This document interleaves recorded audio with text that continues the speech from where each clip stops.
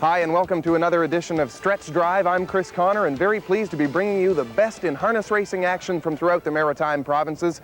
Today we'll be taking a look at some excitement from the CDP, that's the Charlottetown Driving Park, and of course Exhibition Park Raceway in St. John. Some great driver features will be brought to you on this program, and we're pleased to have Gary McDonald to join us today. Gary, a very accomplished driver, travels a lot throughout the season, from Truro to Charlottetown to St. John. He's all over the place, a very busy guy during the stakes season. And as well, we'll be having a look at the state of the maritime harness racing industry and tell you a little bit about the prospects for harness racing here in the Maritime provinces. Pleased to be joined by our expert analyst, Brent Briggs, who will be with us on a regular basis. And Brent, first off, some action from Charlottetown, and if people have never ever had a look at a race at the CDP, they're in for a treat. They call Charlottetown Driving Park the most beautiful racetrack in the Maritimes, and that's aptly named because that track is very nice. You get the backdrop, Chris, of the water in the background. You have a very beautiful track. You have the old judges stand in the middle of the track. Adds a lot of class to it. And if you're ever in the Charlottetown area, check it out. A beautiful place for racing, a beautiful place to be. Lots of great drivers and always some excitement at the CDP for sure. Joe Mcrae is one of the more aggressive drivers, and we'll have a look at him here in our first race of the program. Exactly. Joe Mcrae has a nice maritime bred horse in here by the name of Hit the Ticket. A winner a couple starts ago in 203. This horse likes the front end. Joe Mcrae, a very aggressive driver. You got to watch for him in this race. Another horse you want to watch out for too is another maritime bred by the name of Denmate. Vince Polton driving this horse, making his first start back. Had a good record last year at 203 and showed pretty good potential in his qualifier. So we've got to check those two horses out along with the other 5-horse field. Paces and drivers lining up on the gate from the rail out. Esker Misty Day with Barry Craswell. Woodmere Stepper and Kenny Arsenault. She's All Talk is Todd Walsh. Kilkerran Jewel and Gary Chappell. Denmate with Vince Polton. Hit the Ticket and Joe Mcrae. Sunset Collins on the outside for Jody Hennessy. Tonight's 7th race. Here they come. They're off and pacing. Once again, the early speed is coming from the outside. Sunset Collin and Hit the Ticket are vying for the early lead. In up the rail, racing at third. Esker Misty Day on the turn. Woodmere Stepper now is fourth. Racing fifth is She's All Talk. Then in sixth at the rail is Denmate, the early trailer. Kilkerran Jewel, they're on the back stretch and going to the opening quarter mile. And Joe Mcrae has hit the ticket on the engine by 2.5. Sunset Collin now at the rail second. Esker Misty Day settles up for third. At the rail fourth. That's Woodmere Stepper 30-3, the opening quarter. She's All Talk is now fifth. Denmate is sixth, and Kilkerran Jewel sees them all. She's trailing seventh. They're moving off that upper turn and racing down the lane towards the opening half mile. Hit the Ticket is now opened up on the front end. Second is Sunset Collin. He's all alone. Then in third at the rail, that's Esker Misty Day. From the outside, Woodmere Stepper now moving out fourth. At the rail fifth is She's All Talk. Denmate is sixth. Kilkerran Jewel now seventh. The halfway home time 1:02 flat. They're going on by 5/8. Hit the Ticket has a clear 5 on Sunset Collin. In at the rail third, Esker Misty Day. Woodmere Stepper on the outside of fourth. 3 wide now. Denmate coming fifth. She's All Talk sixth. Kilkerran Jewel on the outside is seventh. They're on by 3/4. Hit the Ticket was there in 1:32.4. Third quarter 30 and change, and 8 left to go. Hit the Ticket, but Denmate is reeling them in. 3 lengths off the leader. Back in third as they move off the turn and drive down the lane. Hit the Ticket is trying to close it out on the outside. Denmate with a final bid. Hit the Ticket. Here they are. So Joe Mcrae gets the job done with Hit the Ticket, and Brent, he did have a pretty good breather in the second quarter there. That set the tone for the race, but a horse that was pushing him pretty hard at the end. Hit the Ticket at the half in 1:02. Paced his own last half, Chris, in 1:01, but barely got the job done. Denmate coming from the back end, paced his last quarter in 28-3. Very impressive last quarter, I might add, and always made it very close to the wire. Another good race from the CDP. We'll be moving along now, though, to Exhibition Park Raceway from St. John. $1,250 claimers here, Brent. Not exactly the top class, but some very competitive racing in the claiming ranks throughout the Maritimes. This 1250 claiming class is always very tough, Chris. There seems to be a winner every week. There's 3 or 4 horses in here that do stand out. Rackalore is one of those horses that was off to a real good start at the beginning of the season. I think he had 4 wins and 4 seconds and 8 starts to start off 1997. A little bit of a slump lately, but he's one horse to watch in here as well. Dusty Lane Lynn, a horse that likes to race off the front end. This horse coming out of retirement after being a broodmare for a couple years, 10 years old, raced again very good this spring here at EPR. Watch her off the front end. She's going to be tough to beat. And of course, a couple other horses we can mention. Ari's Joey off the rail, always good when he gets a real good trip with the speed inside here today. He'll be tough. And also Flying Horse from the outside, another horse that seems to be racing better in his last couple starts. I think it's post time from St. John. Let's take a look at this race. We're underway with race 6 with 8 starters behind the gate. Ari's Joey, Charlie Miles. Dusty Lane Lynn with Rick Armstrong. Rackalore and Brian Moore. Flying Horse, Lonnie Stokes. Spook and Jig Time with Gordy Hennessy. Lady Sunset, John Davidson. True Bell Down with Steve Mason and Explosive Splurge, Wayne Hubbard. 8 starters, race 6. Here they come. They're off and leaving the line. Dusty Lane Lynn, first off the gate, grabs the early lead. Ari's Joey moves up the rail quickly at second. Over a few pylons into that first turn. Rackalore races third. Heading to the 8th pole, pacing fourth is Flying Horse. Lady Sunset gets away 5th. Then Spook and Jig Time, True Bell Down, and Explosive Splurge. They race to the opening quarter. That's Rackalore outside, driving on to a second. Chasing the leader, Dusty Lane Lynn, as they head to the opening quarter. Rackalore pacing out on top now, 30 seconds flat.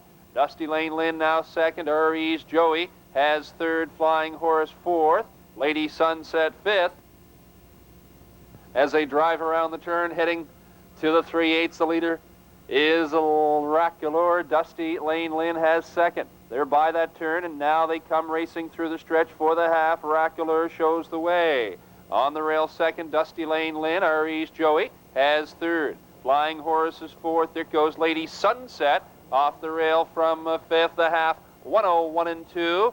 Then it's Spook and Jig Time, True Bell Down, Explosive Splurge, and they race to the turn for the second time, and they head to the 5/8. Rackalore shows the way on top, a length and a quarter by the 5/8. Dusty Lane Lynn staying close in second. Ari's Joey still third. On the outside, Lady Sunset comes to fourth. Back to fourth, though, Flying Horse. Lady Sunset is dropping to fifth, and they drive to the 3/4. It's still Rackalore on top, just a length, 3/4, 1:32 and 3. Into the turn, Rackalore, Dusty Lane Lynn, Ari's Joey, Flying Horse now. Off the rail from fourth, and Dusty Lane Lynn moves off the rail from second as they pass the 7/8. Tipping off the top turn, Rackalore takes them home. Dusty Lane Lynn is challenging. Ari's Joey and Flying Horse on the outside. Rackalore and on the outside, Dusty Lane Lynn, Flying Horse. They're closing in, so is Ari's Joey. Rackalore holds on, though, to win it. Time of the mile, 2:04 and 3. All kinds of harness racing action throughout the Maritimes, and if you don't have a helicopter, then Stretch Drive is the best way to check it all out. We're going to take a trip back to the Charlottetown Driving Park now, Brent, and have a look at the top class of the evening, and some mares racing in this class here with some of the better horses and geldings on the grounds at Charlottetown. How tough is it for a mare to be competing against other horses and geldings? Well, I think it's very tough for mares to race, especially good quality mares, to have to race the better horses. You check out the tracks in the States, the Ontario and Quebec, you'll find they do make mares classes, competitive mares classes, but we just don't have enough good quality mares in the Maritimes here to have mares classes. So subsequently, they have to race in with the better horses, and some of them do pretty good, but they have to be better mares to do so. And sometimes you may have to say they have to be better than male horses to race better. There's a horse in here by the name of Silverwood Diane, has been one of the classiest mares in maritime racing in the last few years. She's 8 years old. She's already won 2 starts this year. She has a record of 158, Chris, and she's always been consistently one of the better mares in Charlottetown, and she has a pretty good chance here tonight in a pretty good class.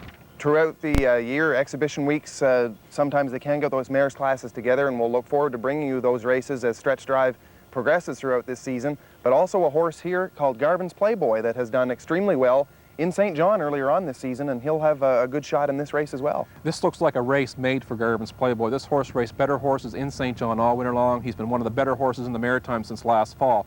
Kerry McDonald has this horse sharp week after week.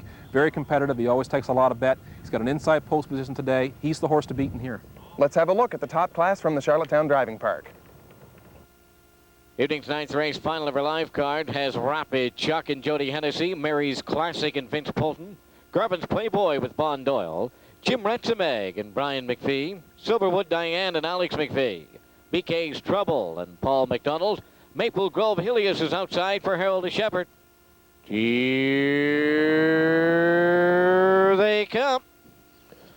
They're off and pacing Jim Retzemeg, Garvin's Playboy, and Rapid Chuck at the rail as they go to the turn. Racing for fourth, that's Mary's Classic on the turn. And up in the fifth now is Silverwood Diane. Racing from six is BK's Trouble. Then the trailer is Maple Grove Ahilius. They move to the backstretch and they all have spots on the early going, but out from the two-hole goes Garvin's Playboy. Von Doyle wants him on the engine, and he's pointed right there. Clears at the opening quarter mile. Jim Retzemeg now is second, racing after them third. Rapid Chuck, then at the rail Mary's Classic fourth the quarter. 30 and 2/5. Racing fifth, Silverwood Diane. She's followed by BK's Trouble. And the trailer, Maple Grove Helios, the backfield well in motion now. They're swinging off the upper turn and racing down the lane.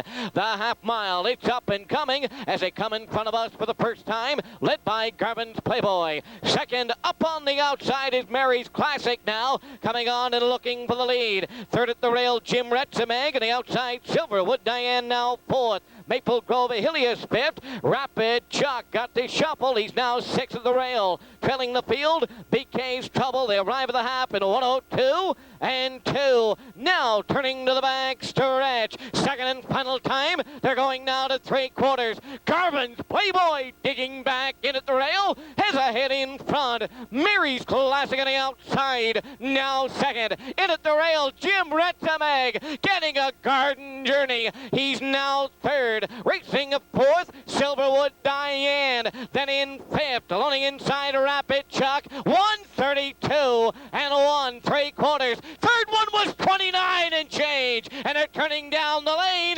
And Garvin's Playboy trying to close it out. Mary's Classic, Maple Grove Helios on the far outside. Here's the finish. Maple Grove Helios. Hilliger. Great top-class action from the Charlottetown Driving Park, and a bit of an upset here with Maple Grove Helios getting the job done for Harold Shepard, upsetting Garvin's Playboy, Brent. Garvin's Playboy roughed up a bit to the opening quarter, but he did make the front end. He backed the half off to 1 minute and 2 seconds. Come his last half in a minute, but that wasn't quick enough for Maple Grove Helios. Harold Shepard getting his horse in position at the top of the stretch. He must have paced his last half in 59 seconds because he closed up real strong, got the job done in a pretty close finish, and I'd say a big upset over Garvin's Playboy in this one. You had a chat with Harold. He was a little bit surprised himself. I think Harold was a bit surprised. He said at the 3/4 pole he wasn't sure he could get the job done, but he said his horse was full of pace in the stretch. Get up and got the job done. That's a nice horse. So he won in under 2 minutes last year in Charlottetown. He's got the license to go that fast. We'll be looking for more from Maple Grove Helios as the season goes along.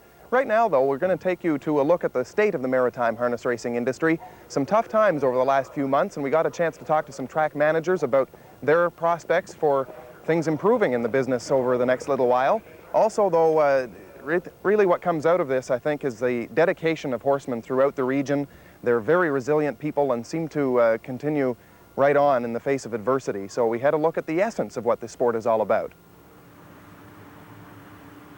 Well, the state of harness racing right now in the Maritime Province is somewhat difficult. We've had a number of tracks shut down for winter months. We have some problems with operating expenses for Truro Raceway, and it's a bit difficult, but I think things will be resolved fairly soon. Oh, to rebuild the industry in the Maritimes, there's several things that has to happen. A lot of small things, but I think the big thing in my mind is that we have to have a lot more promotion. People have to become aware that harness racing is a place to go and a lot of fun.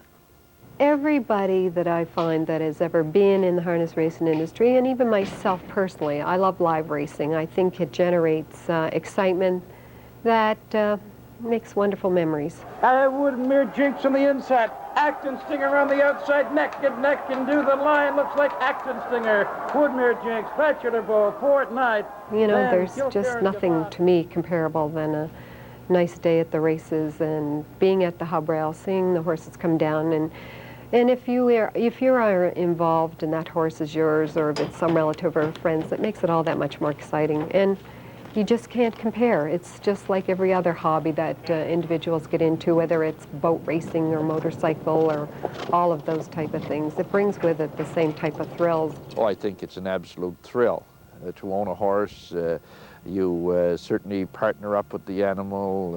It's a diversion from your employment. Our standard bred has a tremendous mannerism about him or her, and they're very trainable, and you really get to enjoy them. So once in the game, I've seen people here, in fact, the guy I worked with a few years ago retired here. Reese took an early retirement, he bought a mare, and I've never seen him so excited in his life. That not only the animal will treat you as you treat the animal, and they have a great personality as standardbred. Having a horse that participates in a race or in a stakes race is second to none, and it's something that, you know, you can go to the barn, take your family, your children can be involved in the brushing and the care of the horses, and it's a lot of fun, not just for the person doing the driving and training. It's something that the whole family can be involved in, and it's a great sport, it's a great industry, and I really love it. There's nothing like it in the world. I mean, to own a horse, and if a horse that you can afford to own, that you're not always sitting on the edge of your seat if something's going to happen, and a horse can be kind of like it was years ago. A horse was almost a member of the family, you know, like people raced the horse till he was 14, and then they took him home and the kids rode around on him for the rest of his life, and everybody enjoyed it. He was just kind of a part of the family. In your job, if you were a bank manager or if you work something, I don't think you get that spine-tingling excitement that we do in the race business, and I think that's what keeps good people in this business, that work in the business, because it just is so exciting. And it's too bad a lot of people don't get to experience that because they're missing something. Some insight offered there from some of the track managers across the region. Difficult times over the last couple of months for the maritime racing industry, but Brent, maybe some cause for optimism. I know there are an awful lot of people who are very dedicated to making this business work, and certain experiences can be very rewarding. Absolutely, Chris. As an owner myself, this is a sport that you really, really do love if you really do love it. A lot of people, when they get into this business, they get into it for the fun. They do like to make money at it too, but the sport of it itself is what they get into it for. Now, making it to the winner's circle, getting your own horse, whether you're buying it out of a claimer or perhaps you're raising it on a farm and bringing it to the track and training it down, getting that horse to the winner's circle makes it all worthwhile. We'll have another chat with some of our track managers coming up a little bit later on in the show and ask them how they think some progress can be made in the industry. We'll take a short break though, and when we return, some more harness racing action from Exhibition Park Raceway in St. John and of course the Charlottetown Driving Park. You're watching Stretch Drive. There's an industry in Canada that boasts some pretty impressive numbers. $82 billion in annual sales, 1.8 million jobs, $17 billion in exports, with a target of $20 billion by the year 2000. It's a world leader in quality products with huge real estate holdings. Its people are proud, rugged entrepreneurs who have created over a century of sustained growth. What industry are we talking about? It's agriculture and agri-food. And in Canada, that means business. As promised, lots more harness racing excitement from Exhibition Park Raceway in St. John. And Brent, pretty competitive class of horses coming up. Abe's Prince is a horse who's had his troubles earlier on in the season, but seems to be coming into his own a little. He's a young 4-year-old son of Sherwood Abe. The horse is island-owned, but is here at St. John while Charlottetown's been shut down for the winter. He has had a hard time getting untracked. He's been prone to making breaks. He's not real strong off the gate, but the horse showed a lot of potential this last start. He put it all together. He finished a good, strong third, charged a mile in 2:03. He's the horse to beat in here in this one. Second Quest is another filly we got to watch in this race. This horse showed a lot of promise earlier in the season, actually late last fall as well, as a 2-year-old for Earl Fram. Earl Fram's had a lot of good luck over the years. Alfred stands out. And this filly is one they're kind of looking for this year. She's a 3-year-old, and she's showing a lot of promise. She got 2/3 in her last couple starts, and she's a horse to watch for in here as well. Okay, I think I see the horses up behind the gate. Let's have a look at this race from EPR. Race 7 starters behind the gate, approaching the top of the stretch from the rail. Lyndale Lady and Sean Shannon. Sporty Yankee, Doug Queen. Portrait of Janice with Steve Mahar. Renrag Jean, Gilles Barrio. Second Quest with Lonnie Stokes. The Carpetbagger, Doug Beckwith.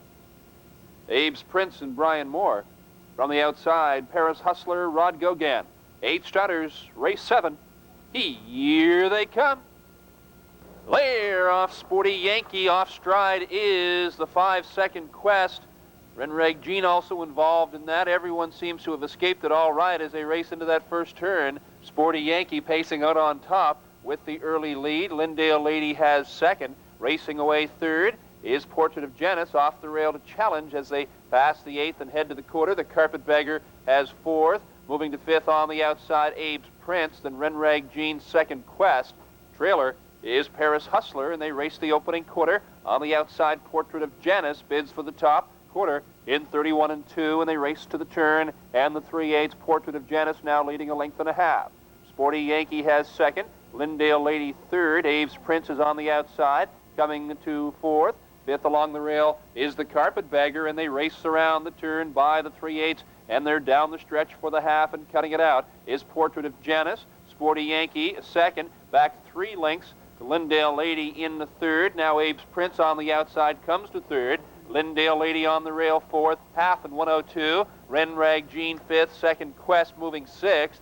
Then the Carpetbagger and the trailer as they head into the turn for the second time is Paris Hustler. Rounding the turn, they race to the 5/8. Still Portrait of Janice pacing out on top. Sporty Yankee and Abe's Prince drives up third on the outside, racing on to second. Sporty Yankee now racing third. Renrag Jean on the move fourth. Second Quest is moving fifth. Lindale Lady, Paris Hustler, the Carpetbagger by the 3/4, 1:33 and 4. Portrait of Janice with Abe's Prince a strong second. Abe's Prince is yet to see the rail, challenging for the lead now as they round the turn and head to the 7/8. It's Abe's Prince on the rail. Portrait of Janice, Sporty Yankee racing third. Renrag Jean second. Quest is wide, and they race around the turn for home. Abe's Prince now pacing out on top. On the outside comes Renrag Jean and second Quest. Abe's Prince, Renrag Jean coming on to the inside for Portrait of Janice, and here they are. Abe's Prince wins it.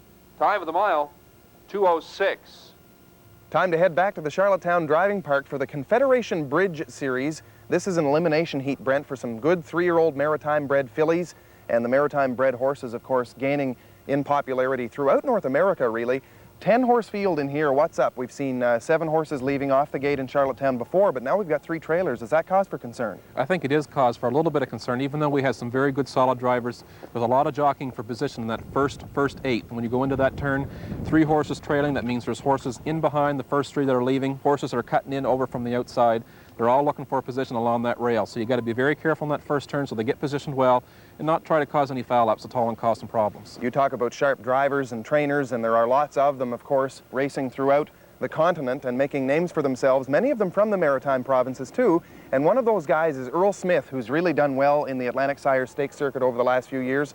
You got to consider him a factor every time out with a young one. Well, especially in a stake series. Earl Smith always shows up for the stake races. You always got to watch out for what he has in those races. The man developed some really good solid colts and fillies, has done very well over the year. He's got a filly in here that shows a lot of promise, the daughter Capital City by the name of Reverie City. Earl Smith in a big race, you got to check her out.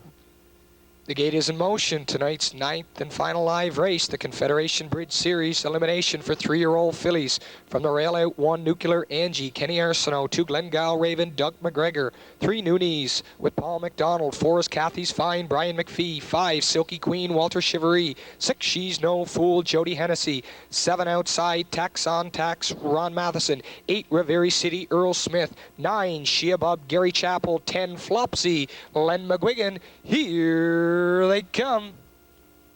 They're off and pacing. Nuclear Angie on the rail goes looking for the lead. Up 2 on the outside. That's Silky Queen. Driving 3 wide on the outside. That is She's No Fool. Into the turn and onto the 8th. The leader up front. Silky Queen racing from 2 is Nuclear Angie. Up 3rd on the outside. That's She's Above. They drive down the backstretch. First time approaching the opening quarter. In along the rail, Silky Queen. Up on the outside, She's No Fool goes looking for the lead. On his back is Flopsy. They're past the quarter. Lots of activity on their way there. On the outside, Flopsy goes looking for the lead and gets it. On the rail, racing from 2. That's She's No Fool. Away 3rd is Silky Queen. Nuclear Angie is 4. Quarter mile, 30 4/5 off the top turn. First time in front of the stretch. The leader up front, that's Flopsy. Racing from 2 is She's No Fool. Silky Queen is 3rd. Reverie City's first to go on the outside. 4. Nuclear Angie gains cover. 5. 6th is Kathy's Fine. 7th along the rail, She Above. Then Glengall Raven. Noonies, the trailer. Tax on Tax, the half, a minute, 4/5. Flopsy takes the fillies to the 5/8. On the rail, racing 2, that She's No Fool. 3rd on the outside, Reverie City. Down the backstretch, they're on their way to the 3/4. Flopsy, the leader up front. Reverie City's driving up 2 on the outside. 3rd on the rail, that's She's No Fool. Fourth on the outside, Nuclear Angie. Locked fifth in along the rail, Silky Queen. They're past the 3/4 onto the 7/8. Revere City gets a neck in front of the outside. On the rail, that's Flopsy still there in 2. Past the 3/4 onto the 7/8 there, 1:33. Revere Cities on the outside has now made the front. Flopsy's dropped back 2 on the rail. Third and coming up on the outside, Glengall Raven. Through the stretch for the mile they come. This race belongs to Revere City. Glengall Raven up for second. Flopsy for the show. Earlier on in the program, we saw a couple of mares racing in the top class at the Charlottetown Driving Park. Brent, as we head back to Exhibition Park in St. John, we see a class that's made for fillies and mares alone, and this is what you talked about earlier. Makes it a little more competitive. Not quite the top mares on the ground, but a pretty good quality group of mares here, actually. The Mother's Day pace coming up here. There's a couple, 3 horses you'll want to mention. This one, I'm Riley, is a horse that is actually down in class when you look at the class she's been racing. The mare cannot leave real strongly, but she is very strong off the back end, so if she's handy at the top of the stretch, within closing distance of the leader, she's going to make a good run for it. Beauty Control is the mare that's coming on strong here at EPR. 2 pretty good starts in 1997. Look for her too. And Elof Dorothy, one of the best mares on the grounds here this year, is always very consistent, and look for her in this race as well, even from post 6. Okay, I'm watching I'm Riley, piloted by Doug Falkins, who's just back from Ontario after a long stretch there. He's returned to the Maritimes, and we'll get a look at him from Exhibition Park Raceway. The gate is moving. We're underway with 8 starters behind the gate. Grandma Kay, Gordy Hennessy, Clonmel Carolines and Jill Barrio, Blue-Eyed Blonde and Sean Shannon, Keyed Up and Sam Hodgin, LF Dorothy, Brian Moore, Beauty Control with Mel Blanchard, I'm Riley, Doug Falkins, and from the outside, Township Foxy Lady, Doug Beckwith. 8 starters. Here they come. They're off Blue-Eyed Blonde, out from post 3, racing for the top. So is LF Dorothy. Moving to the inside, Grandma Kay makes the top. Blue-Eyed Blonde is second. LF Dorothy moves to the outside. Racing third, Clonmel Carolines fourth. That's Beauty Control working up fifth on the outside. Then it's Keyed Up, I'm Riley. Township Foxy Lady trails, and as they head to the quarter, moving to the front is LF Dorothy on top, a length and a half. Grandma Kay has second. Beauty Control parked. Third on the outside. Opening quarter, though, LF Dorothy was there in 29-3. Beauty Control outside, challenging second, and is parked. Grandma Kay under a tight hold, racing third. Clonmel Carolines moves to fourth now on the outside. Blue-Eyed Blonde has fifth. Keyed Up racing sixth. They round the turn and race through the stretch for the half. LF Dorothy cutting it out. Outside, Beauty Control is challenging Grandma Kay up tight third. Clonmel Carolines has cover. Fourth on the outside, Keyed Up, racing with cover fifth.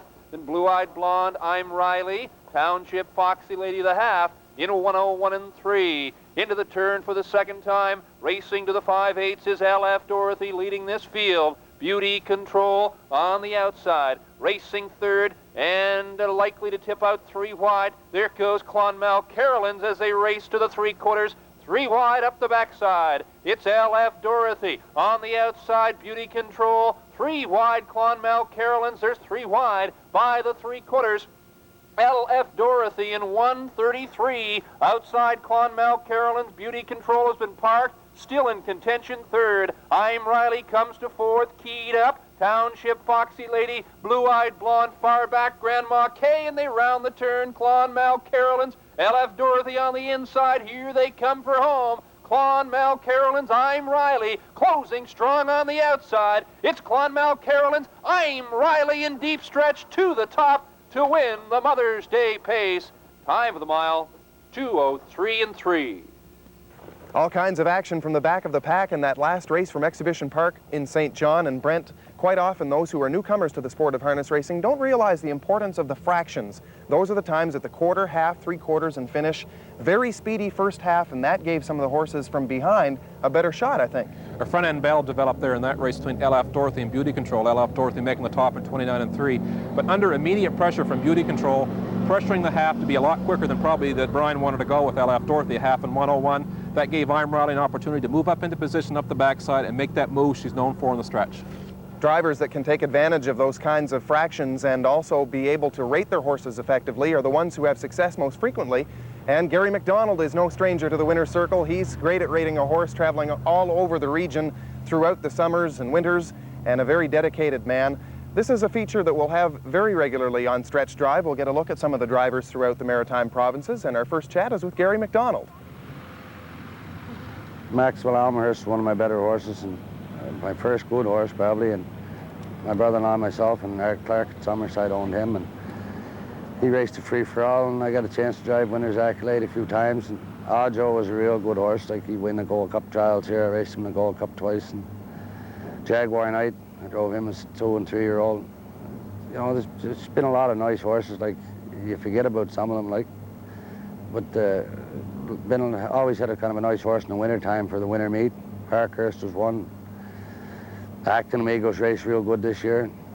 There's a whole lot more that I can't remember probably right now. 36th running of the Guardian Gold Cup and Saucer has 1 Scooting, 2 Smart Decision, 3 Fun Bunch, 4 Country Colonel, 5 Sandy Hanover, 6 Bunnies First, 7 Outsiders Regal Stats, trailing horses, 8 Guy in the Go, 9 Pray For Me Roger, purse $20,000. Here they come. It's the race of this part of the country, and apparently it's the race for a lot of the country because they bring them here from everywhere to participate in it. It's not because of the money, it's a prestige thing, like. The racing room, Sherwood drops back. It's Stargaze Hanover, Stargaze Hanover and Harry Poulton, Stargaze Hanover, Stargaze Hanover and Harry Poulton win the Gold Cup and Saucer. Well, it's a build-up of the week. Like, they start talking about, well, really they start talking about it a month ahead of time who's going to be around for it, and then they build it up all week. And like the post parade they do is unbelievable. The job they make at the post parade. He's been one of Canada's best pacers over the years. He's a winner of $600,000. He sports a sizzling race record of 151-3. He won Trial 2 here on Monday night at 154-1. He's a terror of any size track. He's only Alan Sullivan, a piece of a horse stable, and tonight he's got the talents of Dave Smith to drive from post 7. Ladies and gentlemen, he's won Cup of Day! I don't think it don't seem to matter where you finish after the post parade. That's the biggest part of it anyway, and I think that's the way most people look at it, eh? It's pretty grim looking around here right at the present time. Hopefully we'll get to become part of the gaming or get some assistance, like not so much assistance from the government, but a partnership of some kind with gaming. If not, it's pretty near have to move out this fall and head someplace. But probably should have done it years ago, but since the fella didn't, he hates to bother now, eh? A very decorated career, that of driver Gary McDonald. He's one of the tops in the Maritime provinces. Now let's have a look and see who is atop the leaderboard in this week's driver stats.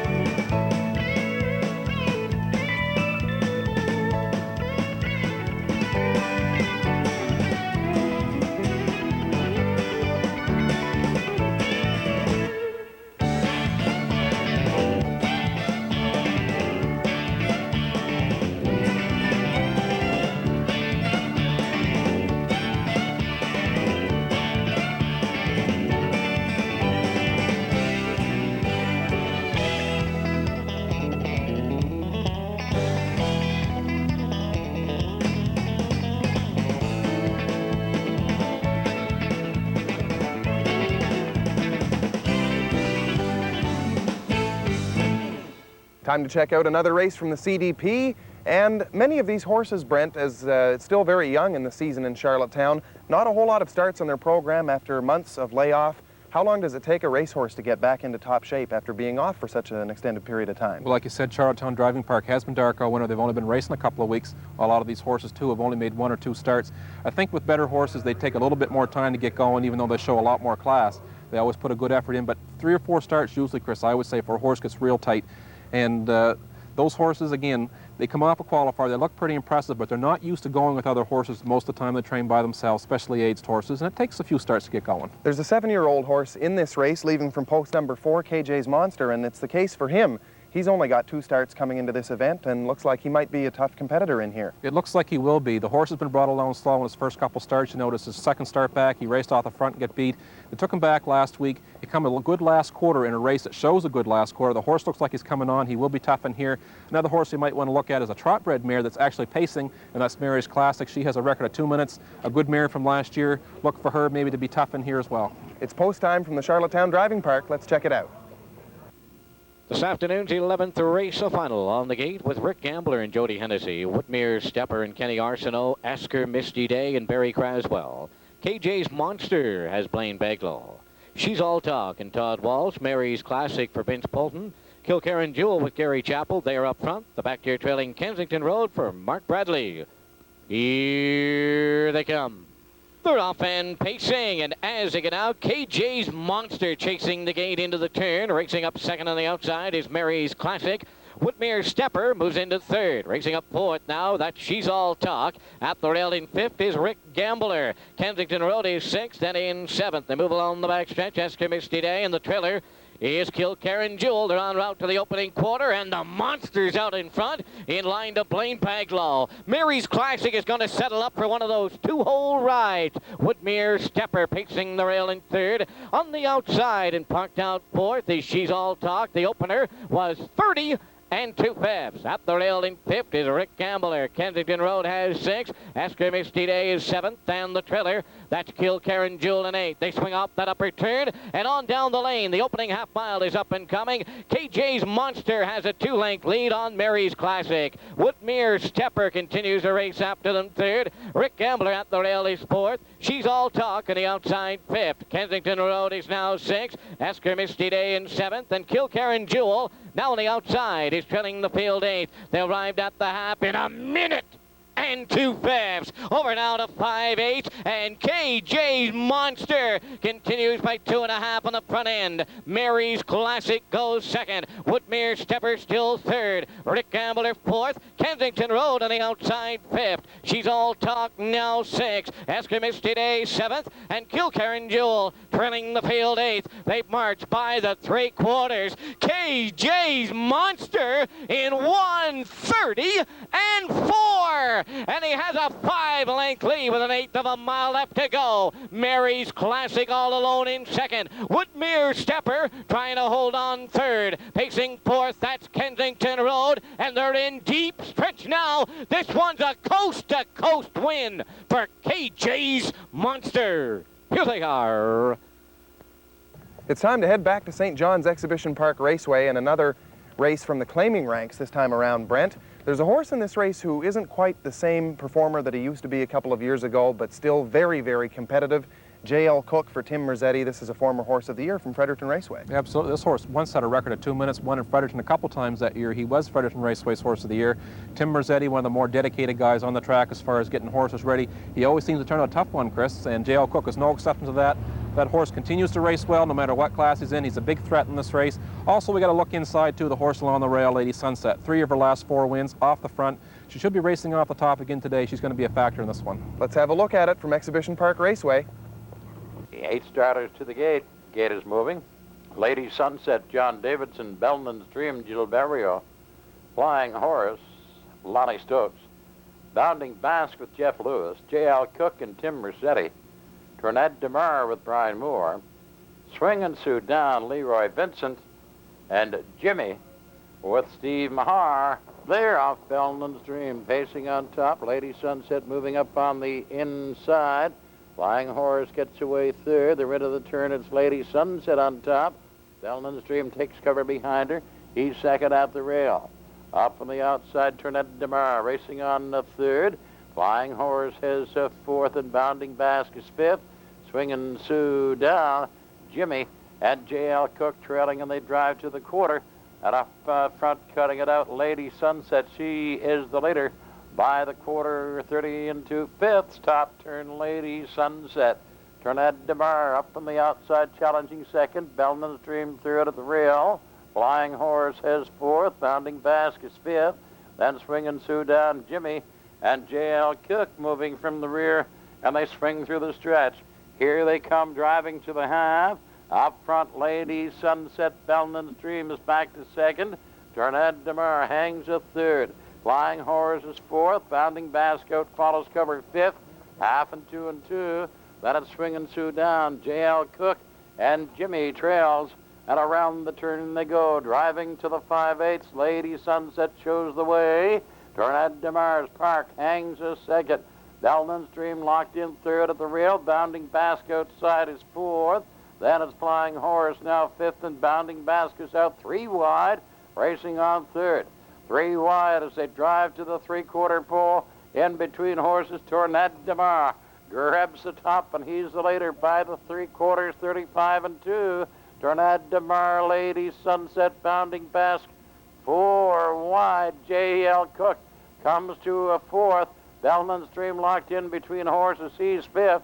They're 5 wide as they swing around the top turn, 4 wide. And it is Tornado DeMar. Tornado DeMar, then Bounding Basque, J.L. Cook. Jimmy's on the extreme outside.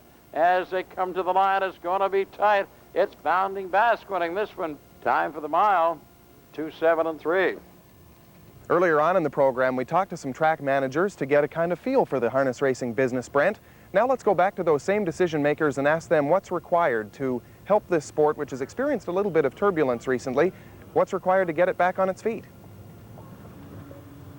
Well, the industry has been suffering a lot of competition in the gaming aspects, and as a source of revenue for the racetracks, we have to do something to bring our pari-mutuel wager back in line.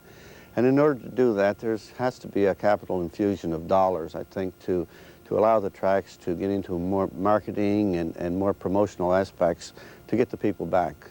In order to get new people into the race game, there certainly has to be an increase in the prize money. And of course, what sells harness racing primarily is its product. And it's important that, you know, that the money is there, that people can see that they can get a return on their investment. And with, you know, the cooperation of government, I think that, you know, that some changes can be made. There's a lot of things that have to be done, and the problem doesn't all lie with government, I don't believe. The racetracks and the people involved in racing have to do a better job on marketing their product, promoting their product, making race programs easier to read, and make it an entertainment venue rather than just strictly a horse racing venue. I believe that harness racing has to become a full partner in the gaming industry. Remember, in the 50s and early 60s, the gaming industry, members of the gaming industry, our main players were harness racing and bingo. And today they are the small players, are almost non-existent. So we have to partner up with Atlantic Lotto, who have tremendous marketing resources, and of course who have the lion's share of the gaming industry, and have them recognize that we are an important part not only of the gaming industry, but the agricultural industry of Atlantic Canada. And that partnership will obviously ensure a bright future. As far as I'm concerned, we've gotten too far away from the fun element of it, and I think that we should try to get that back in, so it's a hobby again, and not just all 100% business.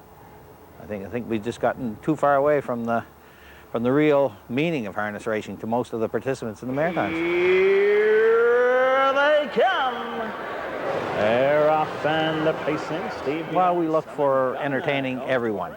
The people that like harness racing, and if they want to bring their families with them, if there's their kids and their wives and whatever, everybody enjoys themselves. And it's just not all around pari-mutuel wagering. It's the full scope of the whole thing. It's the horses.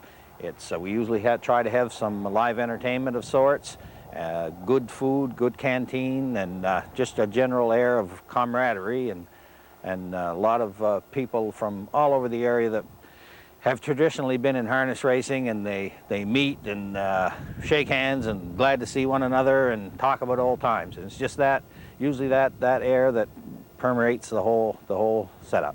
We all have to look at the positives and work on the negatives. That's all we can do. And I think if we all get together, we have to, unity seems to be a key word around nowadays. It hasn't been in the past, but it is now, and it's a great thing. And I think if we all come together, this thing will come off the ground and once again be a good industry. Cooperation is a key issue. We are now seeing that happening. We have the 3 provincial committees for the harness racing industry working together for a common cause, And I think that's probably the most positive thing that's happened in a long time. I hope that what is presently taking place, where there's some dialogue between the racetracks, the people in the industry such as the breeders and the horsemen's associations and the racing commission and the other governing bodies, that there will be something come out of it that will forward the industry, that things can get back on track. And I'd hope that something can come out of this, and not a handout. It's putting resources to us that can stabilize people's incomes and further the sport. And I see that as, you know, a positive move right now, what's being done. We have to all work collectively together. All the maritime tracks are struggling. We have to start to pull together horsemen's groups, racetracks, management.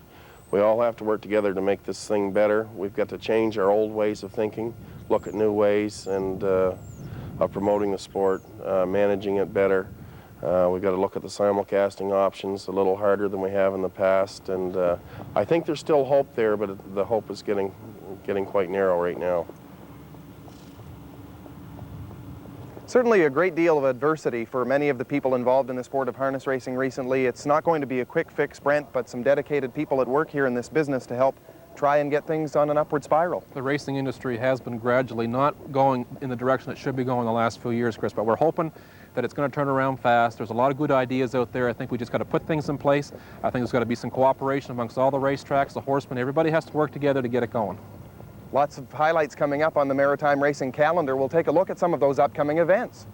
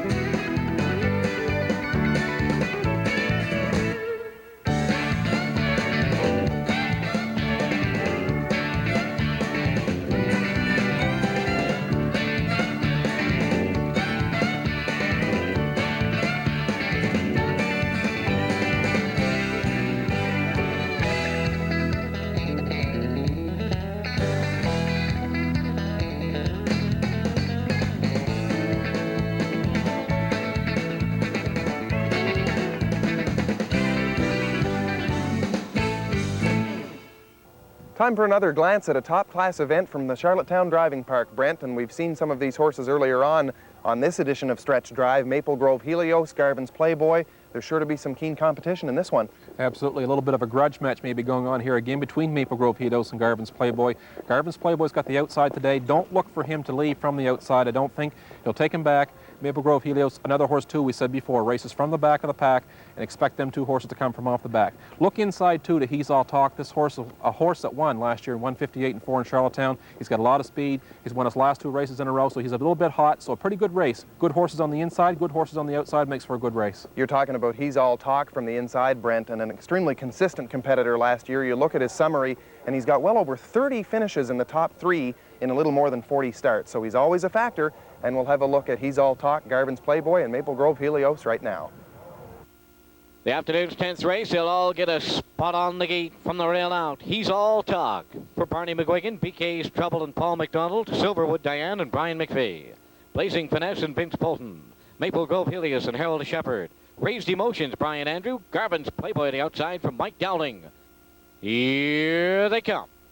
Third off and pacing, BK's Trouble and Silverwood Diane are leaving out.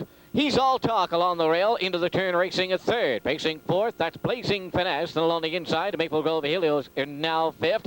Then Raised Emotion sixth, the early trailer. Garvin's Playboy, they all get spots on the hubless rail. But he's coming on the outside. He's All Talk. Drives up on the outside to challenge Silverwood Diane for the early lead. Watching them battle it out in third is BK's Trouble. Blazing Finesse, a little gap to him, fourth. Then Maple Grove Helios, fifth. Racing is sixth. Raised Emotions. Garvin's Playboy on the outside, trailing seventh. 30 seconds flat, that opening quarter mile. And He's All Talk in line to Barney McGuigan, now cutting it out. Silverwood Diane is second. BK's Trouble watching them all. He's a third, racing up to fourth. Blazing Finesse, and he's edged out at the rail. Maple Grove Helios, he's a fifth. Garvin's Playboy on the outside, sixth. Raised Emotions trailing the field is seventh. Into the paddock turn they go now for the second time. He's All Talk, the half. 60 seconds flat. They're midway around the paddock turn now. Over to 5/8. He's All Talk on the engine. Silverwood Diane second. Up on the outside, Blazing Finesse now third. BK's Trouble in the box fourth. 3 wide on the outside. Garvin's Playboy now fifth. Maple Grove Helios between horses is a sixth. Raised Emotions trailing the field is seventh. They march past the 3/4. He's All Talk in 1:31 and 1/5. Midway around the turn, second and final time, an eighth of a mile to go. He's All Talk will try to close it out. Silverwood Diane is second. On the outside, Blazing Finesse third. BK's Trouble fourth. Maple Grove Helios on the far outside closing in. Here's the finish. He's All Talk. Here they are. That was a great look at He's All Talk, returning to victory lane at the Charlottetown Driving Park. Now it's time for more top-class action, this time around from Exhibition Park Raceway in St. John. And Brent, some very tough campaigners in this 5-horse field. The closest thing to a free-for-all field you will see actually so far in the Maritimes this year. Acton Amigo won 6 races in a row. Actually, he was disqualified in 1 race, but he has won 6 in a row. His last start, 156-4. Far and away, Chris, the best trip this year in the Maritimes. But he's going to have some competition. Ian Moore has a new horse by the name of Elite Colleen. He won his first race at Charlottetown in 2 minutes. He paced his last quarter in 28-3 and destroyed the competition. But it's good competition today for him. Glenwyn is another horse that's been very good this year here at EPR. Another horse to watch in this one. Pretty good field. Glenwyn has been a horse who's been known to finish his miles extremely well, but with the shorter field, how does that affect things? Certainly position early on in the mile will be important. Well, Glenwyn is a horse that can race from behind, but he also can leave enough to get positioned in the race. In a short field, he's going to be handy. He's going to make a run in this one. But I think the 2 horses to beat are the 2 that we mentioned, Elite Colleen and Acton Amigo. These horses seem like they're just a bit better than the rest of the field. They'll be going for a super trip. They're going to take a shot at 2 minutes here in this race at Exhibition Park. At the gate is moving, approaching the top of the stretch. 5 starters. On the rail, Elite Colleen with Dr. Ian Moore. Then R.B. Vladimir with Gordy Hennessy. Glenwyn with Doug Falcons. Acton Amigo with Gary McDonald. Aaron M. Down with Gilberto. Clear off Elite Colleen, steps out and he takes the top, and R.B. Vladimir settles for second. Acton Amigo's on the outside, racing third. Glenwyn is fourth. Aaron M. Down trailing a fifth as they swing around the turn. It's Elite Colleen. He's on top by 2 as they race for the quarter pole. Elite Colleen, R.B. Vladimir, he's second by 2. Then Acton Amigo has third. Aaron M. Down has gone to fourth, and Glenwyn trails fifth. And it is Elite Colleen. He takes him by the opening quarter in 28-4. Top turn, Elite Colleen cutting it out. R.B. Vladimir sitting second. Acton Amigo has third. Aaron M. Down is fourth, and Glenwyn trailing fifth. And now they're by the 3/8, tipping off the top turn. Here they come through the stretch. They're racing to the half. It is Elite Colleen cutting it out. R.B. Vladimir has second. Acton Amigo is third. Glenwyn's gone to fourth on the outside. Aaron M. Down trailing fifth. And by the half in 1 minute, into the turn they drive to the 5/8 pole. Elite Colleen showing the way, leads by 2. R.B. Vladimir racing second. Acton Amigo has the third. He's out to move now. By the 5/8, on to the 3/4. Acton Amigo to second. He goes for. He grabs the top. It is Acton Amigo pacing away, and Elite Colleen is second. R.B. Vladimir, Glenwyn, Aaron M. Down.